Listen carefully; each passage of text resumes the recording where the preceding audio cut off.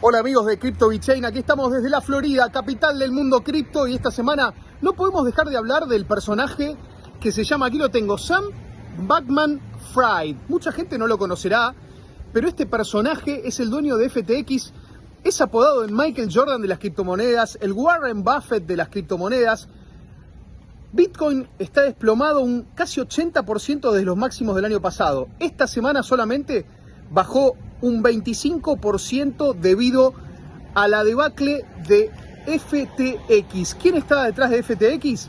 Este personaje que yo les nombré, que se llama Sam Fried.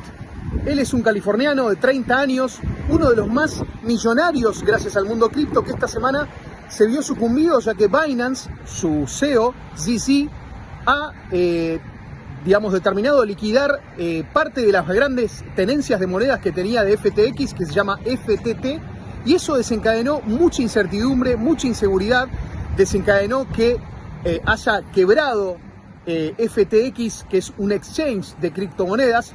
Así que vamos a conocer un poquito más a este personaje. Ya el mundo cripto se ve muy deteriorado, o sea, muy amenazado después de que pasó lo de Celsius, lo de Luna, lo de muchos exchanges que han quebrado en este bear market. Bueno, se agrega uno más a la lista.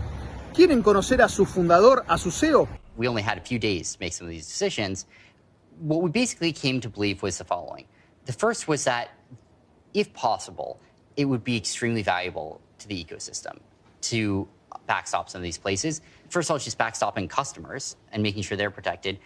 But second of all, stopping contagion from spreading through the ecosystem, right? Stopping it from being the case that anyone who transitively did business with any chain of people who did business with one of the troubled assets themselves became troubled. And then the secondary goal was maybe there are good trades to do.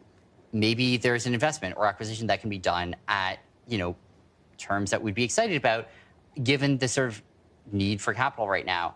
But that was usually not the standard we were able to hold ourselves to. In practice, the standard was, do we feel okay about this from a financial perspective? Like, does this look at least mediocre? Like not a huge loss in expectation, maybe a gain in expectation, hopefully, maybe not, was sort of the bar that something had to cross in order for us to feel comfortable, intervening there. And often we just weren't sure. Like, you look at a lot of these cases, they had 4 days before they're going to file bankruptcy. And so we had 4 days to do all of the diligence we could on the company, learn everything about it, understand the industry, their business, their customers, understand how we thought things were going to unfold, and then make a judgment call and wire money. I think the Voyager case is sort of an interesting one there. What we ended up doing was extending a sort of two-piece line of credit.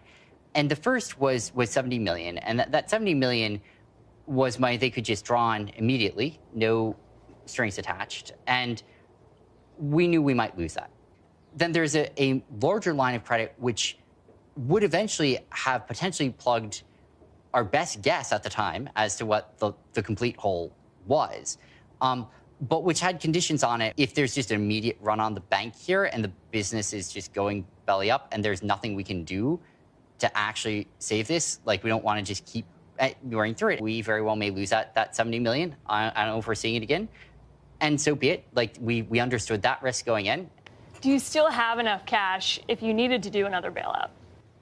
Yeah, we did. And we try to keep that on hand. Like, we try not to empty the coffer, so to speak. We had a couple billion going into this. And, it lines up roughly with the amount that we'd raised, over the last year. And, on top of that, we had been profitable. So billion-ish to deploy? Yeah, and again, you get to definitional issues here of how much do we really feel comfortable deploying? Saying that there's another ballpark billion, that is sort of, completely unencumbered, certainly will get you within a factor of two, certainly, if the right answer. You said FTX has a responsibility to seriously consider stepping in at the time to save companies. Why did you have that sense of responsibility? It's not going to be good for anyone long term if we have real pain, if we have real blowouts, and it's not fair to customers, and it's not going to be good for regulation. It's not going to be good for anything, and so. From a longer term perspective, it's just that was what was important for the ecosystem, is what was important for Cost management was what was important for people to be able to operate in the ecosystem without being terrified that unknown unknowns were going to blow them up somehow.